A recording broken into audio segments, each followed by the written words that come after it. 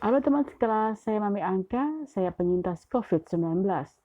Gejala yang saya alami cukup lama hingga indera penciuman saya atau hidung tidak bisa merasakan bau dan akhirnya cek ke puskesmas, dilakukan swab antigen dan dinyatakan positif.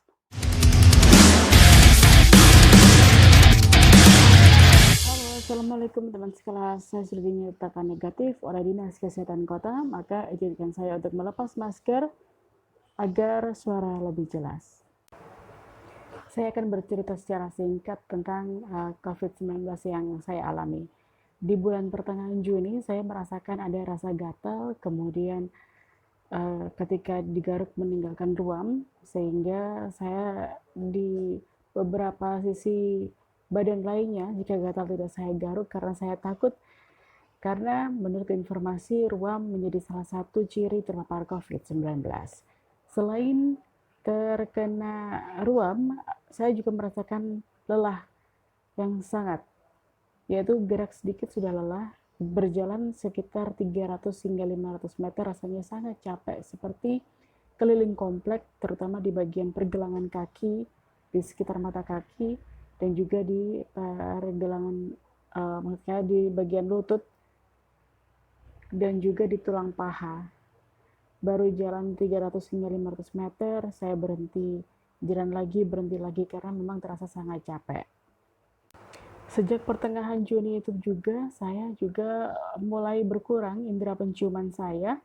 Bila ada hal-hal yang harusnya bau tajam seperti minyak dan sebagainya, itu bila kemasan dibuka itu sudah langsung bau, namun saya harus sangat berada sedekat ini dengan produk agar bisa membau. Itu pun juga tidak terlalu tajam baunya. Ada ya sekitar 50 atau 75% dari bau itu yang bisa saya cium atau yang saya tangkap, yang hidung saya bisa tangkap aromanya.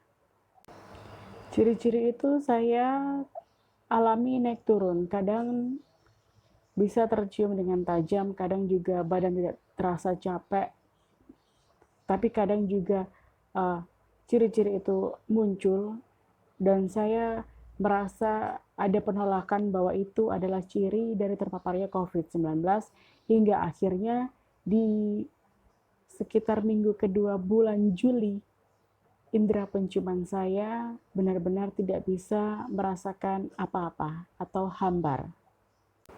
Saat itulah saya memberanikan diri periksa ke puskesmas untuk melakukan swab antigen oleh puskesmas dan dinyatakan positif COVID-19. Setelah dinyatakan positif COVID-19, saya diminta untuk mau dirujuk ke rumah sakit atau tempat penanganan karantina karena saya berkomorbid. Setelah menunggu sekitar 2 hingga 3 hari, akhirnya saya mendapatkan kamar di Hotel Asrama Haji Surabaya untuk melakukan karantina.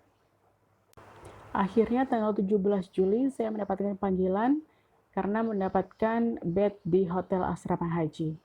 Saya karantina di Hotel Asrama Haji selama 5 hari dan di tanggal 21 Juli saya dinyatakan boleh meninggalkan Hotel Asrama Haji atau dipulangkan. Selama karantina di Hotel Asrama Haji, di situ saya tahu bahwa memang semua pasien yang sedang dikarantina harus banyak gerak. Terbukti bahwa untuk setiap aktivitas kami harus menuju ke lokasi yang dimaksud. Seperti tes swab, maka kita atau kami harus ke lokasi di mana tes swab itu berada.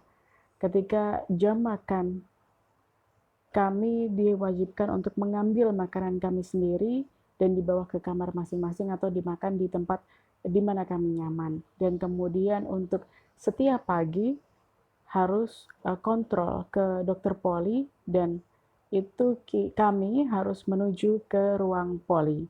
Tidak ada visit ke kamar-kamar pasien seperti layaknya kita saat opname di rumah sakit, tidak seperti itu.